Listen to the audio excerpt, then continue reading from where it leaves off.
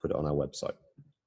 So, as I'm sure you'll be familiar with this, someone will say, can you see my screen now? Yeah. Yeah, yes. Now, I apologise for the slightly frightening picture of Steph. That is frightening. I took that this morning. I thought I'd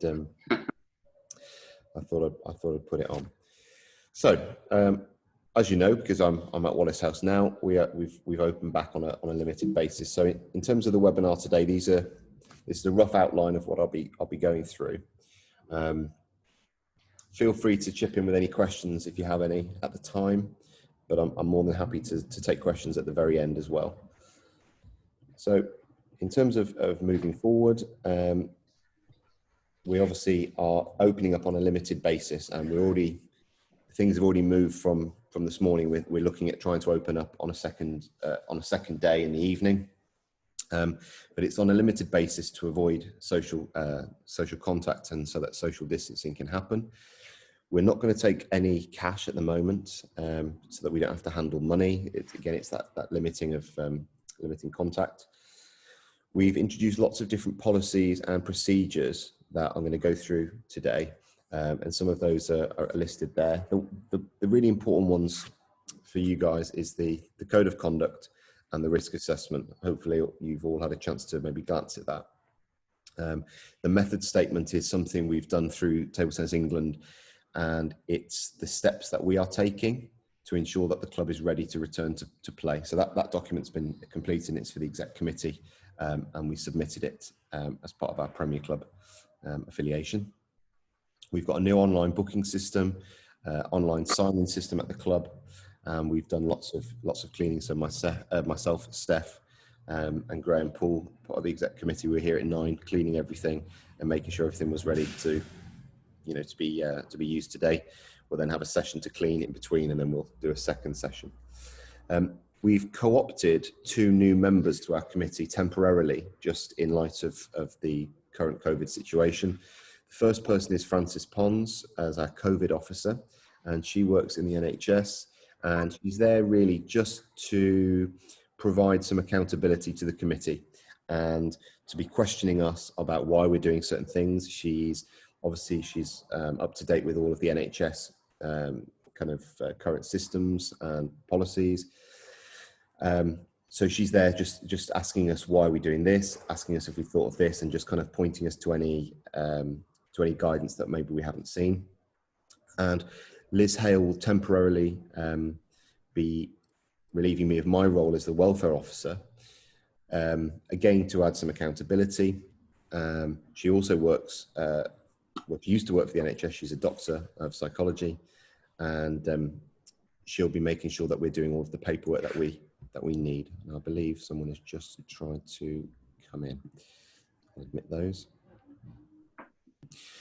And obviously, until there's a change of situation and circumstance, we've got to operate this way, unfortunately. And we are being quite strict in that enforcement, because we do have members who, we would consider to be at risk, or they are living with people who are at risk.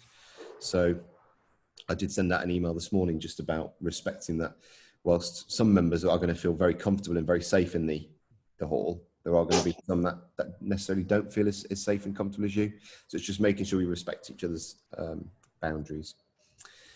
We are going to continue monitoring, and we are working closely with local leagues and the county to begin working towards stage 3, which Table Tennis England have said will be the 1st of September. So leagues can resume on the 1st of September. And in terms of league, I was asked yesterday whether Evesham League is thinking about starting. We've had absolutely nothing so far in terms of a start date, and the conversation hasn't started yet. So JLM are ready for when those conversations take place. We've already thought about systems, about league play, and how we could cater for league matches. So we're working hard on that.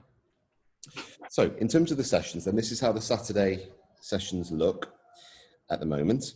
And as I've said, we are looking at introducing an evening session as well. And the evening session won't have 2, it won't be broken into 2. It will literally just be 1 session, because this is taking us 4 hours to do. And we won't be able to get the hall, if we were to go till 10, we wouldn't be able to get into the hall at 6. So we will probably do an hour and a half at some point in the week as well. But we're looking at that. So session 1 will start at 10 and that goes on till 11:30. We then at the hall, a key holder and an executive committee member, there's normally 2 of us here, we will clean the entire venue again. So we'll go through all the barriers, the chairs, the tables, any contact points, so door handles, that sort of thing. We'll make sure it's completely cleaned and blitzed, ready for session 2, which starts at 12 midday and will go on to 1:30. We will then have another blitzing cleaning session and put the equipment away. So at the moment we're saying just Saturdays. Next week we've actually had to move it to a Sunday because we're looking to move it to a Sunday because we're struggling to get a key holder to go until the 2 p.m. slot.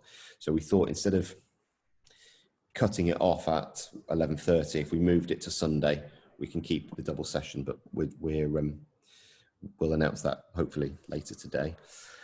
Booking's obviously 90 minutes to allow cleaning and also to minimize the amount of contact you have with other people outside bubbles. We're saying that you can't just turn up to the hall without booking a table through our website, or somebody has booked a table on your behalf. So Table Tennis England are saying that you can play in bubbles of maximum of 6 people. We're saying 4, and the reason behind that is if you've only got one table for an hour and a half, 6 people on one table, I don't think it's worth it. Firstly, you'll be sat down for 2/3, but also it's to minimise that contact. I think 4 on a table at the moment, unless there's big demand, we're going to keep it at 4. So what might happen is, let's say Mike wanted to book a table for next week. You'd have to find someone to play with first, and then one of you will book the table and that slot will be booked. And I'll show you how to book in a moment. It is simple. And obviously we need you to have read the COVID specific document. So the booking looks like this, and I'll just go through this very quickly. So all bookings made through the website. Now, Beth, you should know this quite well because we're using Club Spark, and that's what they use for tennis. So it's the same system. So you must be registered or signed in on our website, and most people have done that because they bought membership through the website. Now, we aligned our membership with Table Tennis England, so it's actually expired now because we're in August. So our membership runs up to the 31st.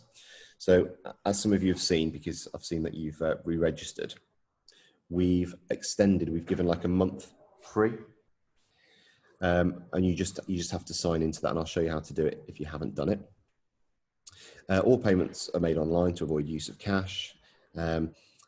We will sign in electronically upon entering the venue, and that's what we're going to use for our NHS track and trace. So what needs to happen is you find your other player or players that you're going to play with. One of you books the table. If you want to let myself know who you're going to be playing with, that's absolutely fine. We are saying that is how it has to happen, but I'm quite comfortable with trusting members that they're not going to book a table for 5 people. I think we've been really clear about it's up to 4. And then we are going to get their contact details and their track and trace from our electronic sign-in. I can add bookings manually to the sheet, but I don't want to do this because one of the reasons we went through an online system was, rather than having one committee member looking after all the bookings, is one, obviously there's a workload attached to that, and I'm trying to reduce that a little bit next year. And secondly, it allows people to have equal access to the booking system. If people, we're very good friends with me, or they can text me and say, can you book a table? That might be unfair on someone who wants to go through that process. So if someone is really struggling with booking online, then we'll look at considering, booking a table for them. But as a matter of principle, I want everybody to go through the website if possible. So I've sent this out as a PDF. So in terms of booking a table, you read all the documents, you use our website to find your booking, making sure that you have another player up to 4 to play with. when you arrive at the hall, and this is something we found today, people were arriving like 15, 20 minutes early. We won't have finished the cleaning process by then. So if you could just arrive, a couple of minutes before your booking, that'd be great. You'll then check in using a QR code. So you'll need some sort of QR scanner on your phone. iPhones have them built in. There were some Android phones that didn't have them built in. So maybe it was a separate app you needed. So just make sure you have a QR code scanner. If not, a key holder can do it for you, but there was a bit of a delay this morning with that. So in response to that, as we are continually reviewing, we've put little check-in stations in. So as you come in, you'll be directed to a check-in station, which will be socially distanced from another one. So we can get up to 3 people check-in at a time, going to the allocated table. You're going to be asked if you have read the code of conduct, and then the key holder or executive committee member will sign on your behalf. We thought about getting you to sign a copy of the code of conduct and with that kind of thing, but we thought it was easier to verbally communicate that you'd read it, and we will sign for you. And at the end of your session, you should wipe your end of the table with anti-bac spray. We've got cleaning stations dotted around, so there's one per table and there's one at the entrance as well. And then obviously leave promptly so we can prepare for the second session, or that we can prepare to put everything away. So booking demo then. Now this is where everything goes a little bit wrong, because I need to stop sharing my screen. More new share there. So hopefully you can now see our website. Can you all see that? Can someone just confirm you can see the website? Yeah. Yep, perfect. Right, so those of you not familiar, this is the website, and at the top here you've got your sign in or register. Now if you aren't a member, which can't see that applies to anybody, but you would need to register first. So when we go to sign in, you can either sign in with your Table Tennis England number, or you can sign in with a Club Spark details. You can get a Club Spark registration by going to this new to Table Tennis register here. You can go through that way.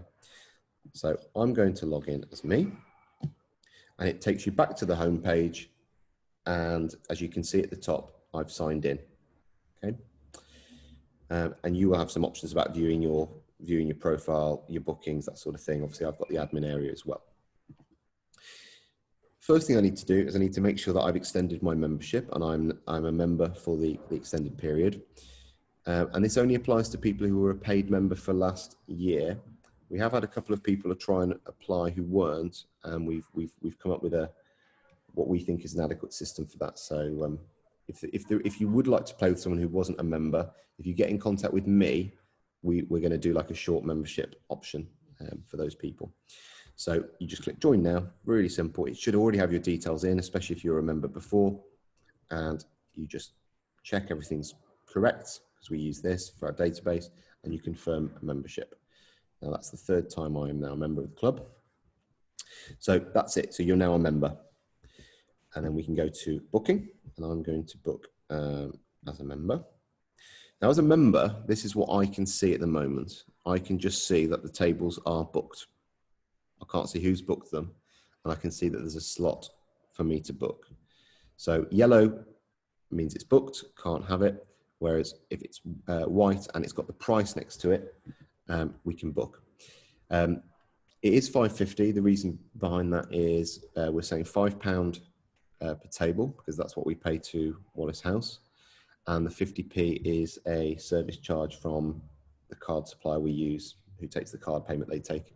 It's about 45p they'll take on each transaction. So we just didn't want to lose. We're not trying to make any money off these sessions. We are literally trying to break even. So you click your slot, book now. It will tell you the date, the time, the table number that you've got, which are all clearly signposted at the top, and then the price.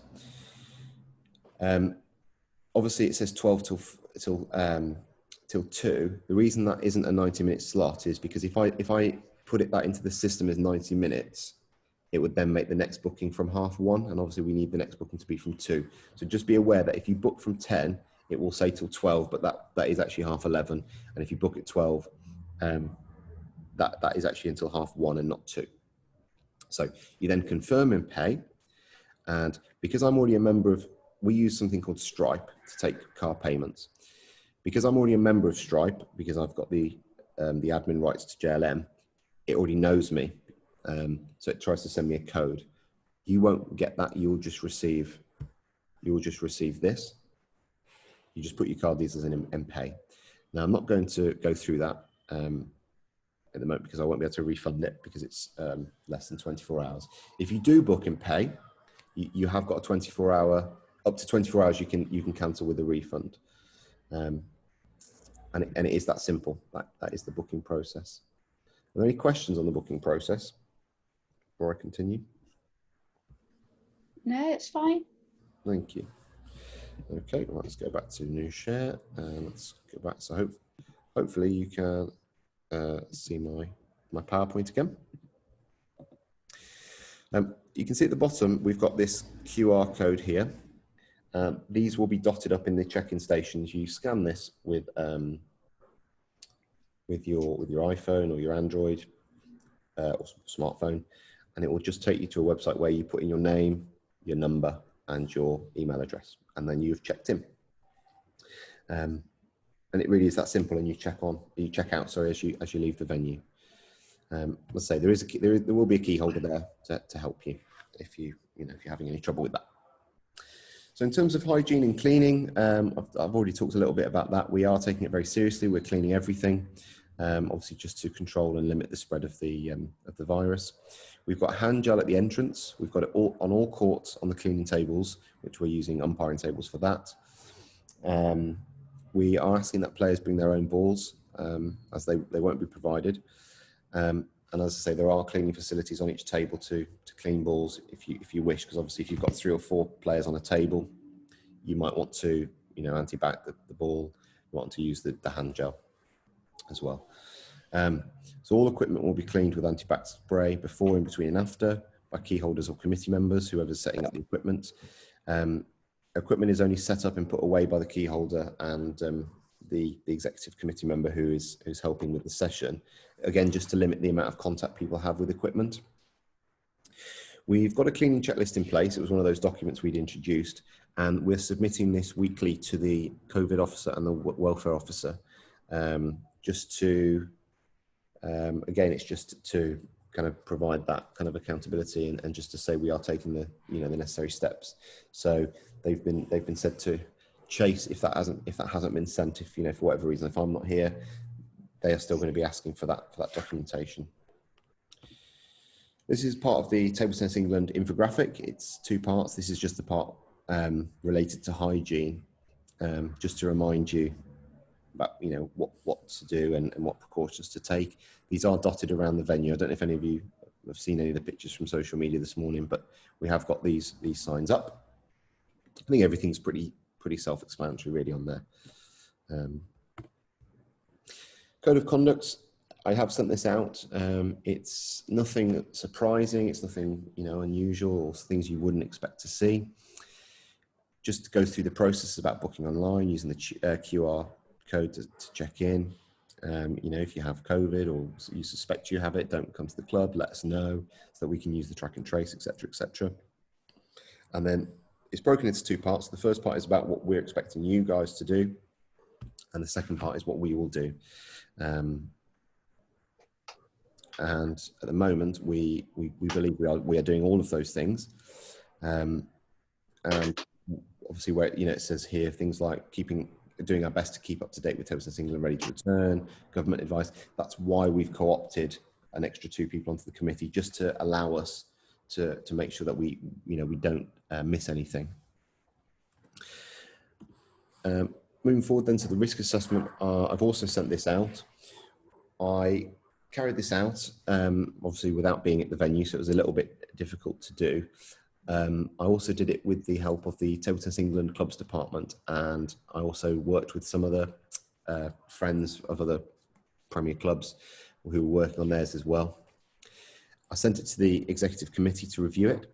I also sent it to a colleague's husband who works at looking at hospital waterworks and risk assessing in those. So he does that professionally as a profession. So we had it looked at externally. We then sent it to Wallace House Community Centre, who agreed it and added it to their own. And we've distributed it to club members to read and to become familiar with. And we are reviewing it regularly, and we will be redistributing it as appropriate. You know, already this morning we've seen a couple of things which we hadn't anticipated. It's quite difficult, I think, to risk assess something when you can't actually be there and observe hazards and potential risks firsthand. But we are doing our best to keep that up to date. Just a couple of other documents, really. I've mentioned both already. The method statement about the steps we're taking to get ourselves ready to return to club activity, and the cleaning checklist, all of which, you know, are submitted. The committee members have got access to that. We've got like an online folder, and again, that the COVID officer and the welfare officer are making sure that all that documentation is there and accurate. We're also sending weekly session data to them, just to remind us that we have to be really strict on knowing exactly who is in the building and who is on what table, and making sure that there's kind of no you know, there's no kind of lapses in that. And that is really it. Again, another picture from this morning, just to kind of show you the cleaning procedures that we're taking. Are there any questions or kind of observations, or maybe things I didn't think of? Luke, I just wanted to ask a question, if that's all right. No problem. With the bubbles of 4, Yep. are we trying to keep that as consistent as possible for a duration, or is that session by session? I'm just thinking of trying to minimise the amount of people that people are mixing with. That's a good question. When Table Tennis England released their webinars, somebody asked that very similar question about, you know, how do they expect bubbles to work? How often can they change? And their guidance, to be quite honest, was quite vague. And we drilled down, and they said that bubbles of up to 6 that can change per session, where that session is weekly. So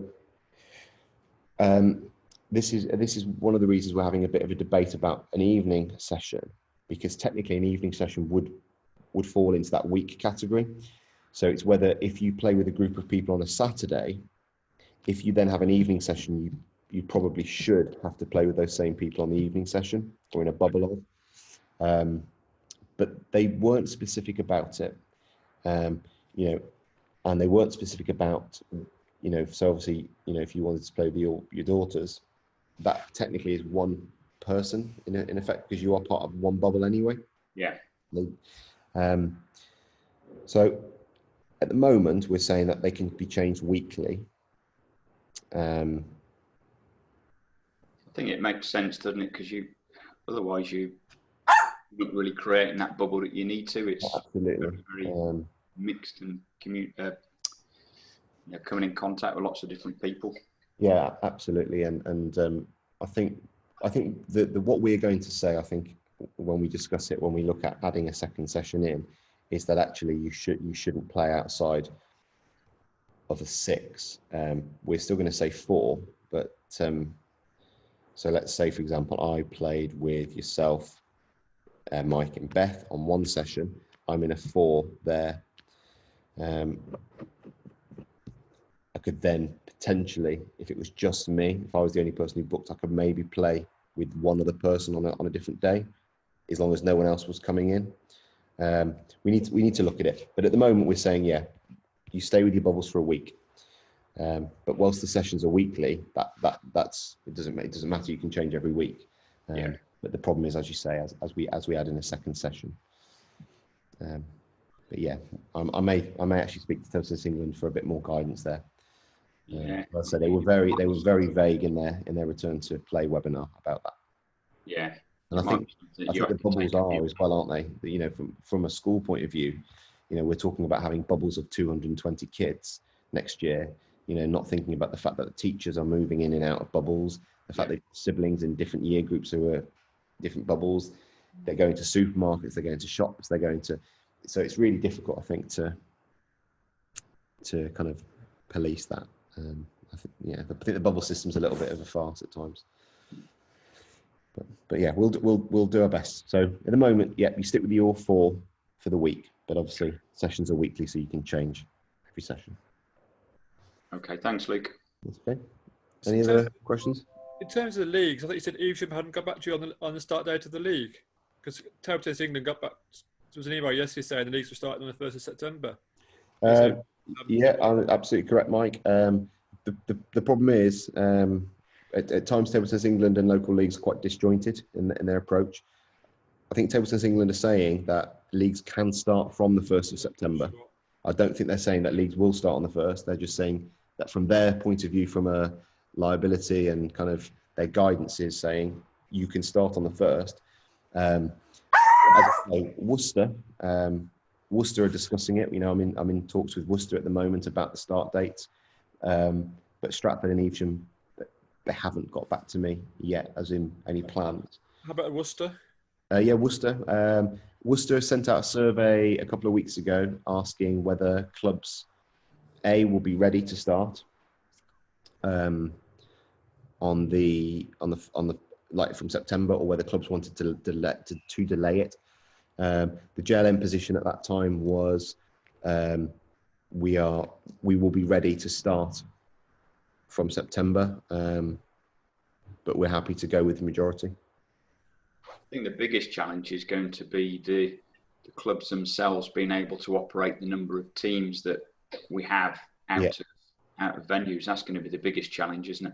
No, absolutely. And I think, you know, looking at some of the Table Tennis England guidelines about the setup, the way that you set up your hall, you know, you've got to have clear walkways to things like the toilet. So I was just thinking about things, you know, Littleton and Wyre, about how they would get that, because it's quite narrow anyway, isn't it? Yeah. But also, how does that work with the bubbles? Because then if you're playing in a league, you're playing with different people. Yeah, absolutely.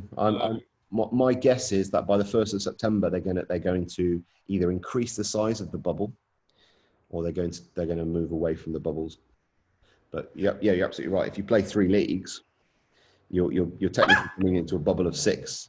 You could do that 3 times a week, plus your training session. So yeah. Yeah, exactly. Yeah. Still going to change depending on infection rates and the government figures anyway. You know, such a fast